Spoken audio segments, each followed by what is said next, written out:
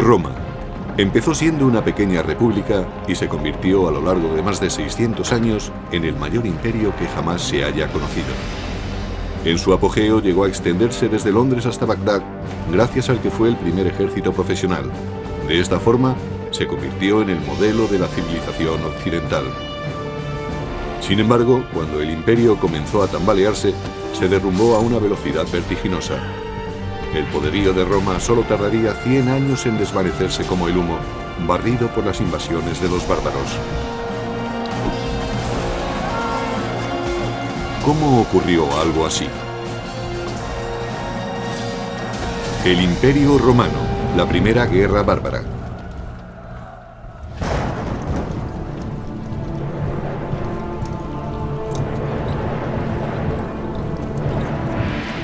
Estamos a finales del siglo II a.C., 100 años antes de la crucifixión de Jesús, una década antes del nacimiento de Julio César. Roma se enfrenta a una transición que cambiará su destino para siempre. Se avecinan tiempos de conquista. Roma había estado expandiéndose con éxito por tierras extranjeras durante alrededor de 150 años.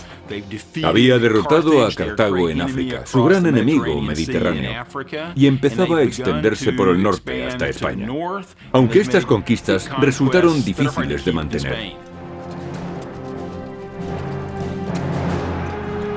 Pero mientras Roma conquistaba un lugar en el mundo mediante brutales campañas, la República se enfrentaba a un cataclismo que forzaría a los romanos a cambiar el sistema senatorial por la dictadura absoluta de un emperador.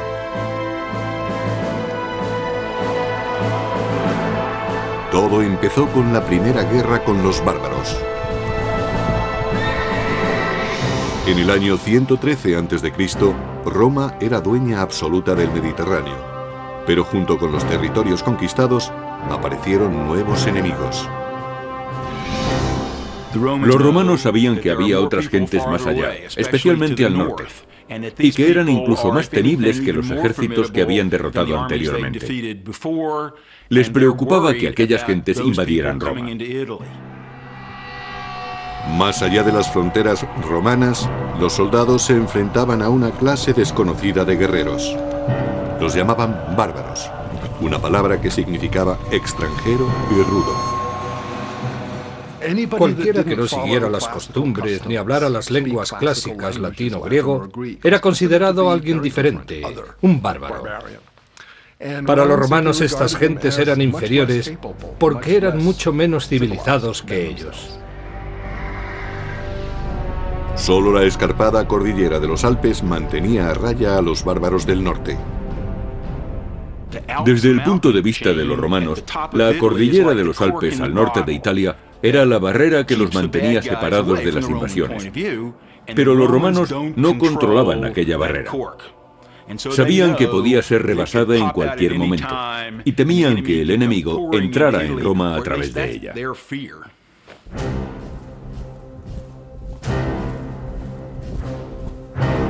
El ejército de Roma hacía guardia contra la amenaza de los bárbaros.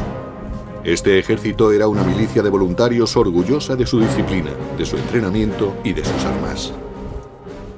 Los soldados romanos de a pie llevaban armadura de metal y cuero, un casco y algo para proteger el pecho. En conjunto, la armadura pesaría entre 25 y 30 kilos, la mitad de su peso corporal. El peso de las conquistas de Roma descansaba sobre los hombros de guerreros endurecidos en combate. Pero en la capital, eran los miembros del gobierno los que recolectaban los beneficios. Roma todavía no era un imperio, sino una república dirigida por el Senado. En la cima política había 2 cónsules electos. Eran los cargos civiles y militares más altos y con mayor poder de Roma. Por encima de todo estaba la dirección del ejército. La seguridad nacional era lo primero. Pero debido a su alta posición, los cónsules ostentaban también un papel muy importante en la política y en la legislación. A pesar de que la República Romana se regía por ideales democráticos, los hombres no nacían iguales. A pesar de que los soldados ganaran numerosas batallas para Roma, jamás podrían aspirar a ser cónsules. El más alto cargo del Estado estaba reservado a familias importantes, como la de Gnaeus Papirius Carbo.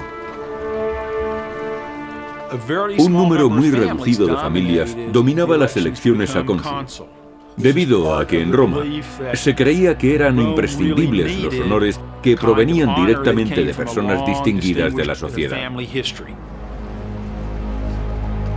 Al expandirse Roma, los honores dejaron de basarse en el mérito para hacerlo en el dinero. Lo que ocurrió fue que conforme Roma iba conquistando más territorios, más riquezas había en las ciudades del imperio. Y las riquezas ligadas al poder corrompían a ciudadanos y aristócratas por igual. Según se conseguía más poder con las riquezas, más atractivas eran estas para la sociedad romana y más peso tenían en la política. Gracias a su fortuna, Carbo pudo comprarse el puesto de cónsul. El sistema electoral en Roma, a finales de la República, era extremadamente corrupto. Había personas que otorgaban toda clase de prebendas, hacían regalos o simplemente pagaban para conseguir votos. Pero al norte de Europa, una peligrosa tribu desconocida hasta entonces, la de los cimbrios, avanzaba desde sus poblados hacia territorio romano. Sin ningún atisbo de civilización, los cimbrios infundían terror, según relata el antiguo historiador y biógrafo Plutarco. Se creía que eran tribus germánicas, debido a su gran estatura y al color azul claro de los ojos. Además, su nombre, cimbrios, es el término germánico para saqueadores. Conducidas por un gran líder, Boiorix, sus hordas dejaban un rastro de destrucción allá por donde pasaban. Eran gentes características de la Edad de Hierro. Todavía hoy no se sabe exactamente qué es lo que buscaban. Quizá quisieran apoderarse de provincias que se habían hecho ricas comerciando con Roma. Es posible que solo buscaran la fortuna de las tierras próximas al Mediterráneo. Los cimbrios no eran los únicos a los que atrajo la creciente riqueza de Roma. Más hacia el sur, otras dos tribus bárbaras se unieron a ellos, los teutones y los ambrones. Los ejércitos bárbaros combinados se dirigieron directamente a territorio romano a través de un paso alpino, solo guardado por los habitantes de Noricum o Nórica.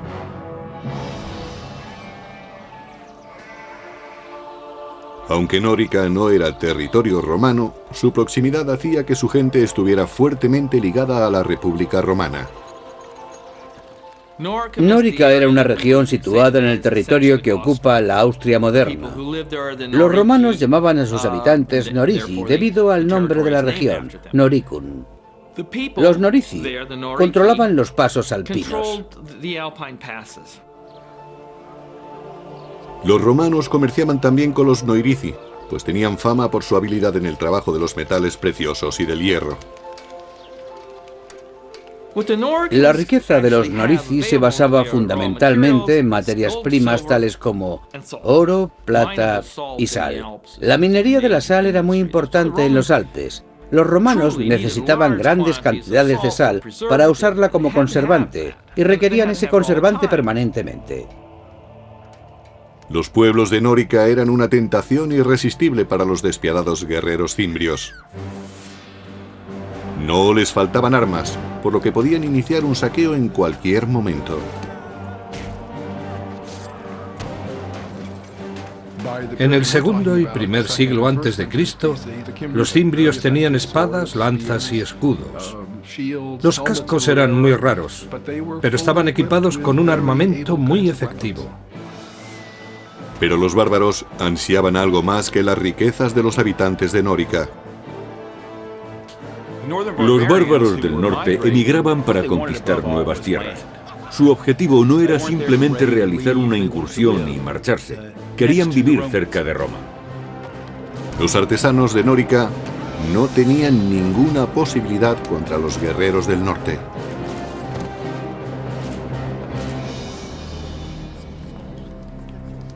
Los Norici enviaron un emisario a sus aliados del Senado romano pidiendo ayuda contra los sanguinarios invasores cimbrios. Para ello se dirigieron al aristócrata Carbo, cuyas maniobras políticas habían dado finalmente sus frutos. Ahora ocupaba el puesto de cónsul, el hombre más prestigioso de toda Roma. Carbo ordenó a su ayudante que empezara los preparativos para la guerra. Tenía solo un año para ganar la gloria y la riqueza que da la victoria.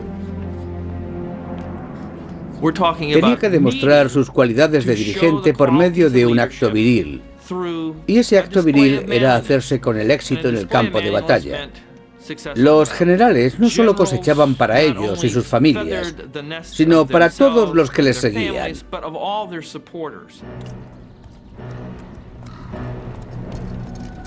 Carbo aceptó el reto y llevó sus tropas a Nórica. A pesar de su total inexperiencia en las artes de la guerra, estaba ansioso por demostrar que era algo más que un acaudalado senador. Llegó a Nórica apoyado por los soldados del ejército romano. Tras un siglo de victorias, estos soldados tenían plena confianza en sí mismos. Los cimbrios se defendieron diciendo que no sabían que no podían estar en aquel territorio y les mandaron embajadores. Los bárbaros no habían visto nunca una fuerza tan bien equipada y disciplinada.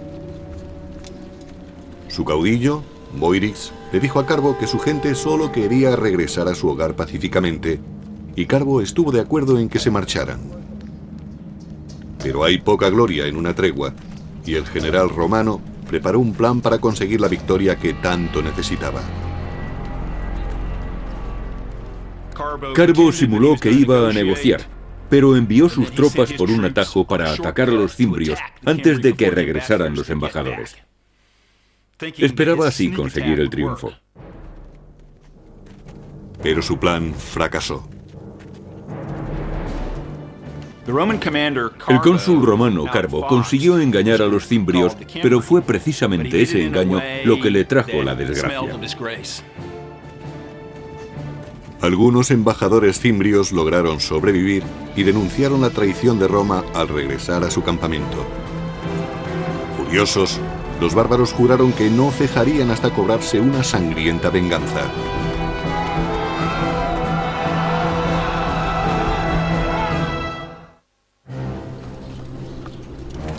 En 113 a.C., el general romano Carbo parlamentó en busca de paz con unos violentos bárbaros, los cimbrios, pero finalmente se retractó y asesinó a sus embajadores. Su traición despertó la ira de los bárbaros, quienes daban un gran valor a la palabra dada. Jurando vengar a sus camaradas caídos, los cimbrios devolvieron el golpe con súbita furia. Así lo escribió el biógrafo clásico Plutarco. Su valor y osadía no tenían parangón. Se lanzaron a la batalla con la velocidad del rayo. Nada podía detenerles.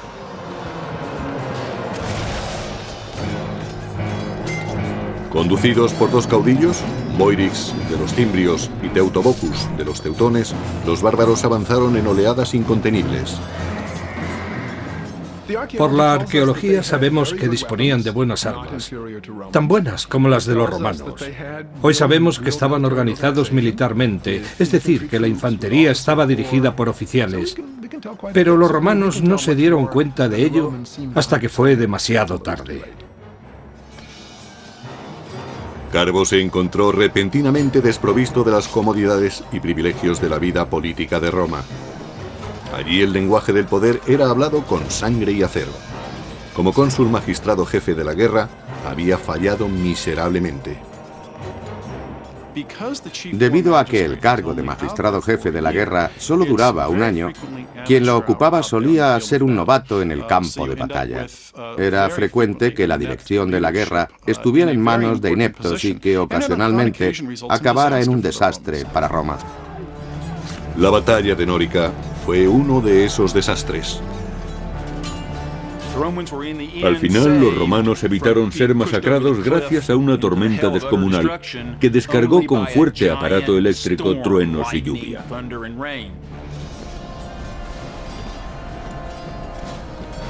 Derribado de su caballo, Carbo trató de huir de aquel caos de muerte.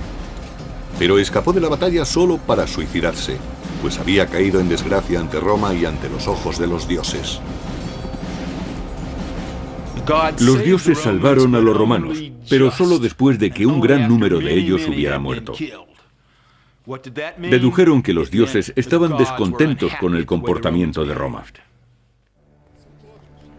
A pesar de lo ocurrido, los romanos siguieron creyendo que solo los aristócratas podían conducirlos a la victoria.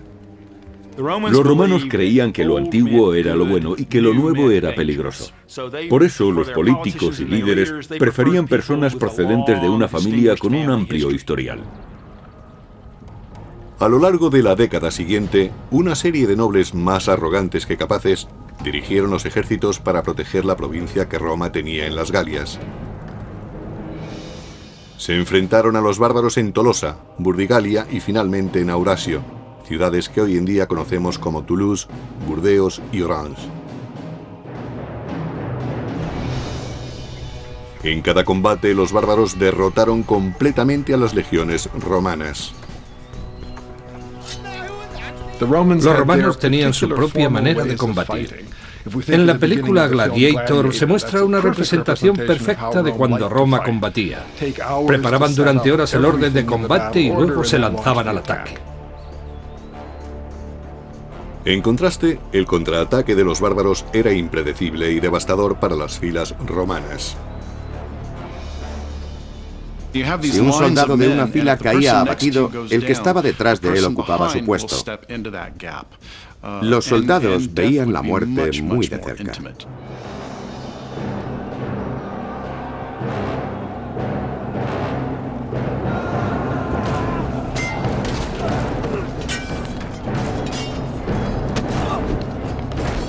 Los tributos de sangre fueron asombrosos. Solo en Aurasio fueron masacrados 80.000 romanos en una tarde. Cuando un ejército pierde cohesión, sus hombres pasan a ser peces en un estanque. Se les captura fácilmente desde cualquier esquina. Cuando cae un flanco, los vencedores matan a los enemigos uno a uno, sin correr ellos ningún riesgo. Lo que en principio era una batalla organizada pasa a ser una ejecución en masa.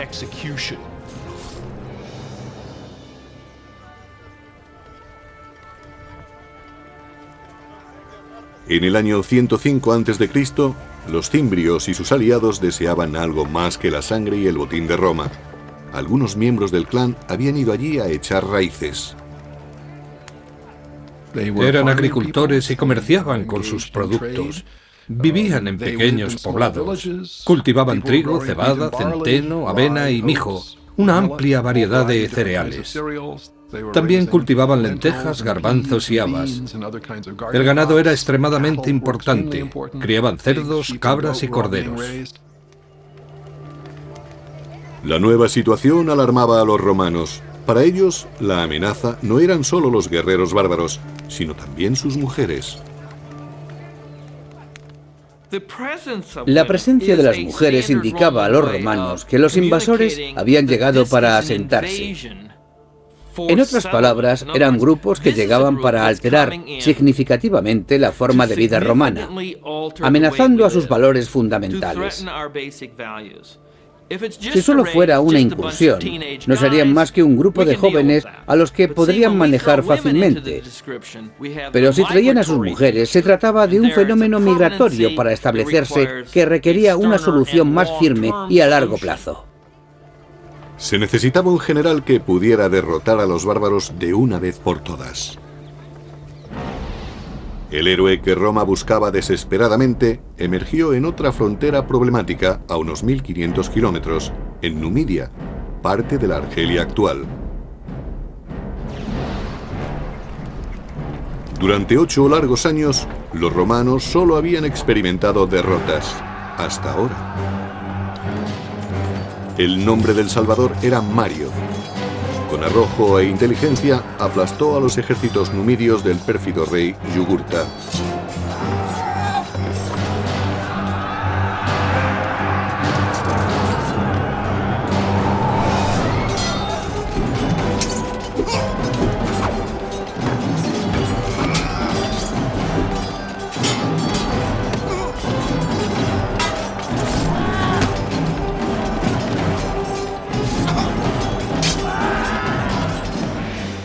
Roma necesitaba grandes soldados, y Mario era el mejor que había tenido. Era un gran jefe, sabía elegir el momento y lugar adecuados para presentar combate y cómo ganarse la lealtad y el afecto de sus soldados. Cavaba trincheras junto a ellos. Comía la misma comida y estaba en mejor forma que ellos, aun siendo los soldados mejor preparados del mundo. Y lo hacía con naturalidad, pues Mario no era ningún aristócrata y hablaba con orgullo de sus orígenes humildes. No sé quiénes fueron mis antepasados, pero puedo enseñar mis medallas y otros honores militares, por no hablar de mis cicatrices, todas ellas ganadas en batalla. Estos son mis títulos de nobleza. Ahora, cuando los bárbaros del norte se acercaban, los romanos recurrieron a Mario, su última esperanza. Al final del segundo siglo a.C., una tribu bárbara muy violenta, los cimbrios, junto con sus aliados los teutones y los ambrones, arrasaron la frontera del norte. Una aterrorizada Roma recurrió entonces a su mejor general, el nuevo cónsul Mario. Era un probado jefe militar, y los romanos no querían fallar ahora contra los teutones y los cimbrios, que habían derrotado ejército tras ejército. Había que resolver inmediatamente el problema enviando a la batalla a un líder capacitado. Pero el gran Mario no podía dirigir sin hombres que le siguieran. Devastada tras una década de guerra, Roma pasaba por una escasez crítica de soldados. Los romanos llevaban años de luchas contra las tribus germánicas, y en esos años, el 113, 109, 107, 106 y 105 a.C., perdieron a muchos hombres en el campo de batalla. Por tanto, se enfrentaban a una terrible crisis. A pesar de una enérgica campaña de reclutamiento, Mario no logró encontrar suficientes terratenientes que quisieran luchar. Para ingresar en el ejército romano en la Alta República había que tener propiedades, recursos, y eso causaba problemas al ejército romano a la hora de conseguir un número suficiente de soldados. La solución de Mario fue tan sencilla como radical. Envió a reclutar soldados entre las gentes pobres que no poseían tierras. Si no había que tener propiedades para ser ciudadano romano, ¿por qué tenerlas para ser legionario? Muchos querían ser soldados, era un buen trabajo y muy emocionante. Brindaba buenas oportunidades para el saqueo, lo que garantizaba vino, mujeres y diversión. Y ofrecía la posibilidad de ver mundo a costa del gobierno. Ocurrió lo mismo que hoy en día en las oficinas de reclutamiento. Mario permitió que cualquiera pudiera ingresar en el ejército, con lo que Roma dispuso de una cantera de hombres mucho más extensa para formar sus legiones. En la sociedad romana convivían muchísimos más pobres que gente de clase media. La vieja guardia medía a los reclutas por sus ganancias. Mario eligió a los suyos por su aptitud para el combate. Si podían enfrentarse a un legionario, podrían enfrentarse a los bárbaros. Al extender la búsqueda de legionarios a todo el proletariado, se consiguió inmediatamente que el soldado corriente dependiera aún más del éxito del jefe. Se suponía que el general debía mantener a los soldados que trabajaran bajo sus órdenes y ser generoso con ellos. Atraídos por la promesa de ganar riquezas, surgió una nueva clase de soldados romanos. Mario prometió darles todas las armas y formación que necesitaran. Os enseñaré a derrotar al enemigo, a no temer más que a la desgracia, a dormir en el suelo y a luchar con el estómago vacío. En el año 104 a.C., Mario se dirigió con su ejército a las Galias para enfrentarse a los cimbrios. Por suerte para los romanos, los bárbaros eligieron ese preciso momento para abandonar las Galias e invadir Hispania. Aquel error táctico dio a Mario un tiempo precioso. Mario formó un nuevo ejército partiendo de la nada y consiguió que sus soldados se endurecieran y se desvivieran por su ejército. Mario introdujo muchas innovaciones en el ejército. Entre otras cosas, distinguió cada legión con un águila de plata como estandarte. También entrenó a sus hombres para que llevaran su equipo. Así se desplazaban más rápidamente. Pero a veces iban tan cargados que decían de sí mismos que eran las mulas de Mario. Por tanto, no necesitaban animales de carga para llevar a su ejército al combate. Ellos mismos hacían de mulas. Aquello les hacía más efectivos, más flexibles. Fue precisamente esa flexibilidad de las legiones lo que hizo que triunfaran las reformas de Mario, además de la estandarización del equipo. Bien equipados y unificados en espíritu, los soldados de Mario estaban listos para luchar, pero aún no habían sido probados en combate. Pasaron 2 años sin que aparecieran los bárbaros, pero seguían inspirando temor. Los romanos ignoraron los antiguos límites del mandato consular y reeligieron cónsul a Mario como magistrado jefe de la guerra. Para resolver parte del problema de la amenaza del norte, le dieron a Mario un mando extraordinario en los años 104, 103, 102, 101 y 100 para que siguiera siendo cónsul.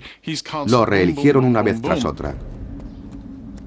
Finalmente, la amenaza fantasma se hizo real en el año 102 a.C. Los cimbrios, teutones y ambrones partieron del norte y del oeste en dirección hacia Roma. Mario construyó una fortaleza cerca de Aurasio y envió otro destacamento para proteger Nórica. Sobre todo, debían proteger los accesos alpinos a Roma. Al cabo de unas semanas, la mitad de la horda de teutones y ambrones rodeaban el fuerte de Mario. Una visión terrible, según Plutarco. Sus tropas parecían infinitas. Su visión era espantosa. Su forma de hablar y sus gritos no se parecían a nada que hubieran oído antes. Sin embargo, Mario obligó a sus soldados a fijarse en ellos y a aprender. Mario era un militar brillante. Conocía la vida, la forma de pensar y la psicología de los soldados. Mario hizo que la República Romana confiara en que podían derrotar a los bárbaros más fieros del mundo. La fortaleza se mantuvo, y aunque los teutones y los ambrones no pudieron pasar, una fuerza de 150.000 hombres se dirigió hacia el sur en busca de otro paso entre los montes. Los romanos les siguieron a la distancia, sin prisas, esperando el momento y el lugar oportuno. Mario eligió el campo de batalla perfecto desde donde lanzaría el poderío de su poco convencional ejército.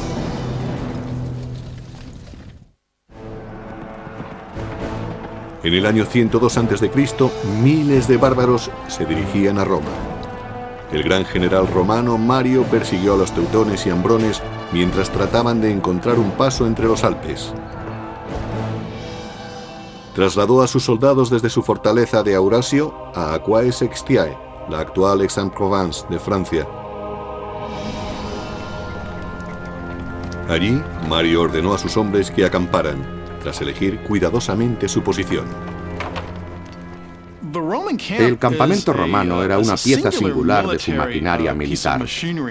Preferentemente debía estar situado en un alto para observar las maniobras del enemigo. Tenía forma de cuadrícula y estaba rodeado de un foso profundo con un terraplén que conducía directamente a él, conocido como Ager. Todos tenían una misión que cumplir. Solían tener una característica adicional que este campamento particular no poseía. De acuerdo con Plutarco, Mario eligió una posición que no estaba bien abastecida de agua. Se dice que lo hizo deliberadamente para animar a sus soldados a la lucha. Cuando se quejaban de que tenían sed, Mario les señalaba un río cercano al campamento bárbaro y les decía: allí tenéis agua para beber, pero hay que pagarla con sangre.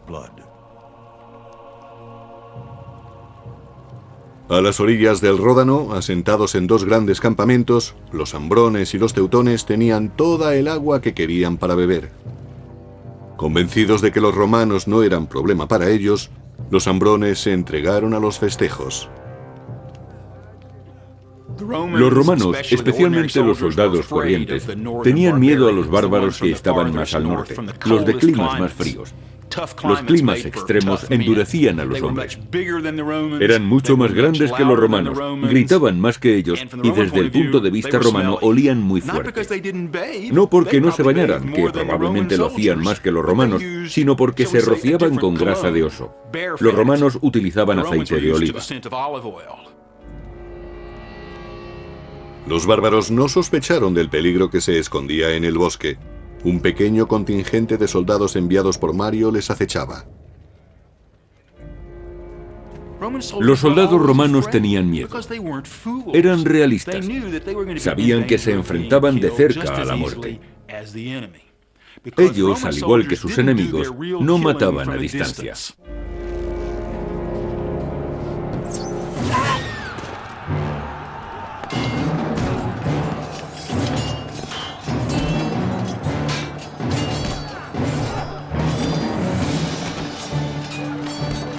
Las mulas de Mario se lanzaron al ataque, pero los bárbaros acudieron rápidamente en masa para contraatacar.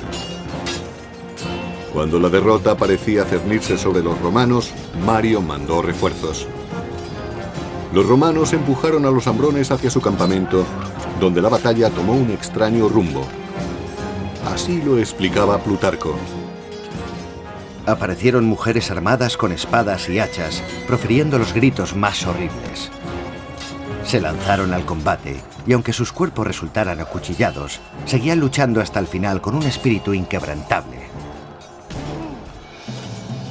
Las mujeres bárbaras siempre iban al campo de batalla. Algunas veces, en vez de luchar, empujaban los carros detrás de los hombres. Para impedir que se retiraran, los bloqueaban. Las mujeres tenían tal sentido del honor y de la libertad que creían que era mejor morir luchando que escapar.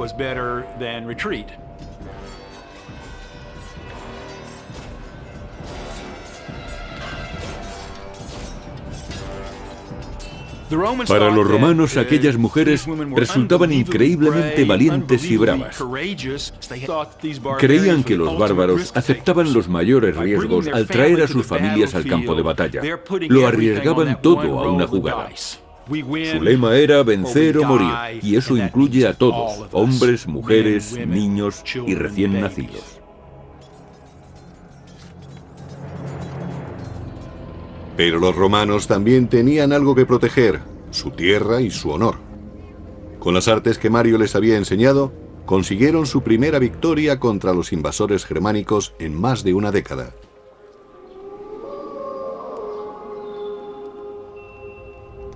En su campamento, Mario se preparaba para el ataque de represalia que sin duda lanzaría Teutobochus, rey de los teutones. En Aquae Sextiae se enfrentó a una situación táctica realmente difícil. Como de costumbre, el enemigo era muy superior a los romanos, pero Mario supo elegir el momento y el lugar adecuado.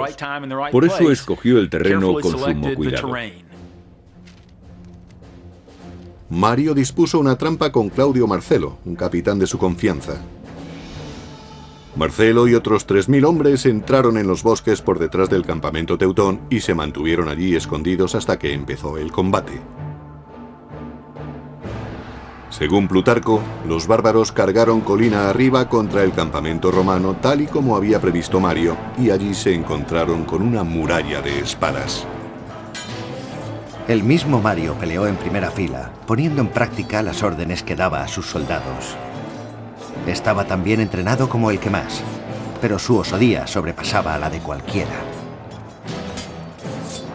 Esta batalla era la prueba de fuego para las tácticas de Mario. Había conseguido que sus soldados fueran lo suficientemente fuertes para permanecer en pie con toda su armadura y seguir en su puesto manteniendo la disciplina, incluso cuando el enemigo atacaba con fiereza. A continuación, se lanzaban contra ellos con sus espadas a modo de cuña móvil que caía de la colina despedazando las tropas enemigas. Cuando Mario y sus hombres forzaron a retirarse a los bárbaros, Marcelo y sus cohortes salieron del bosque. Peleando juntos hicieron que se desvaneciera cualquier esperanza de retirada del rey Teutobokus y sus guerreros. El número de bajas era incalculable. Los romanos masacraron más de 100.000 teutones. El resto pasaron a ser esclavos, botín de guerra que haría ricos a las mulas de Mario y a sus ayudantes. Se preocupaba no solo de sus soldados, sino también era muy generoso con los romanos de todas las clases sociales. Mario, al monopolizar el poder desde las alturas, se convirtió en un ejemplo a seguir, incluso para la clase senatorial. Animados por la fiebre bárbara, los romanos eligieron de nuevo a Mario para el puesto más importante de Roma. Sería cónsul durante un quinto periodo, algo que no tenía precedentes. Tenían tanto miedo de que los bárbaros cruzaran los pasos de los Alpes no controlados por los romanos y que destruyeran y saquearan Roma, que la política fue dejada a un lado. Pero Roma no estaba a salvo aún. Mario había derrotado solo la mitad de las hordas bárbaras. Los cimbrios, los más temibles, todavía acampaban por su cuenta. Mientras Mario estaba en Roma, los cimbrios rebasaron las fortificaciones en Nórica. El enemigo había traspasado al fin las fronteras de Roma y cabalgaba por la llanura del Po. Pero solo un hombre tenía el valor y la inteligencia necesarias para resolver esta nueva crisis, el cónsul Mario. En el año 102 a.C., las mulas de Mario masacraron la violenta tribu de los teutones en el sur de las Galias, destruyendo la mitad de la fuerza bárbara. Pero entonces la tribu de los cimbrios cruzó los Alpes austriacos. Desde Roma, Mario se dirigió rápidamente a la llanura del Po, jurando eliminar a los bárbaros para siempre. Cuando Mario llegó al campamento romano, los cimbrios mandaron un mensajero. No querían atacarles, sino presentar una demanda. Los cimbrios dijeron a Mario que no querían pelea. Estaban allí porque deseaban tierras, como las que había recibido su tribu vecina al otro lado de los montes de Francia. Al parecer, los cimbrios no sabían nada de la derrota de sus camaradas teutones. Entonces Mario, con una sonrisa sarcástica, les dijo: no tenéis que preocuparos. Vuestros hermanos ya tienen sus tierras, y estamos deseosos de daros las mismas tierras a vosotros. Con eso quería decir que les darían una fosa. Incrédulos, los cimbrios pidieron pruebas. Así lo explicaba Plutarco. Mario, fingiendo solemnidad, les dijo: vuestro amigo está aquí, no os vayáis sin saludarlo. Y ordenó que Teutobokus, rey de los teutones, fuese llevado ante él cargado de cadenas. Mario no firmó ningún tratado con los cimbrios y su enviado se marchó jurando vengar a su aliado vencido. A pesar de la reciente victoria de Mario contra los bárbaros, los romanos seguían en franca inferioridad numérica frente a los guerreros del norte. Con una batalla en perspectiva, el gran general ordenó sacrificar un animal. Los romanos siempre hacían un sacrificio antes de entrar en combate, para saber si los dioses estaban de acuerdo con su plan bélico. Eso no garantizaba la victoria, pero les daba esperanzas. Los romanos creían seriamente en los presagios. La fe de los romanos era su escudo frente a la abrumadora superioridad del enemigo. Al término del siguiente día se produciría un sacrificio de sangre y esa sangre estaría en manos de los dioses. Mario examinó las entrañas del carnero buscando un signo y encontró que los cielos le favorecían.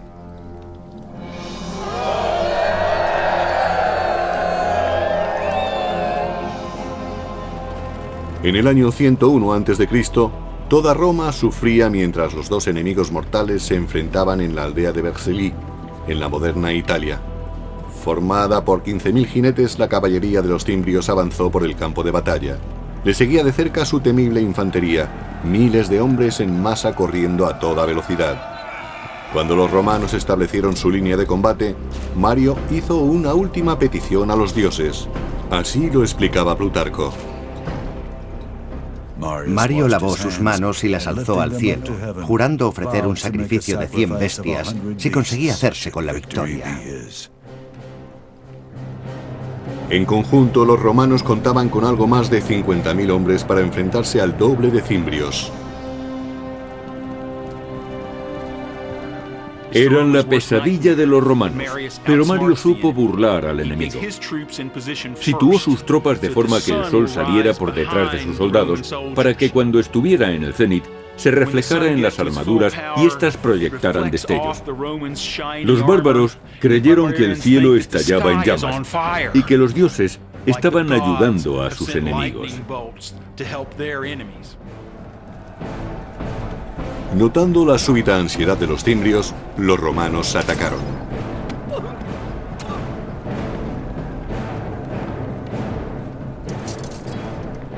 Los romanos tenían honderos y arqueros, pero la infantería era su principal fuerza de combate. Eran hombres que no flaqueaban ni al ver la sangre ni al escuchar los gemidos de los que morían. No podían saber a quién tenían detrás o a su lado porque llevaban casco. Apenas sí podían ver lo que tenían por delante. Necesitaban un valor y una voluntad extraordinarios para sobreponerse al miedo. En Vercelli, los romanos mataron a 120.000 cimbrios y, lo que es más importante, acabaron con los temores que habían amenazado a Roma durante 13 años.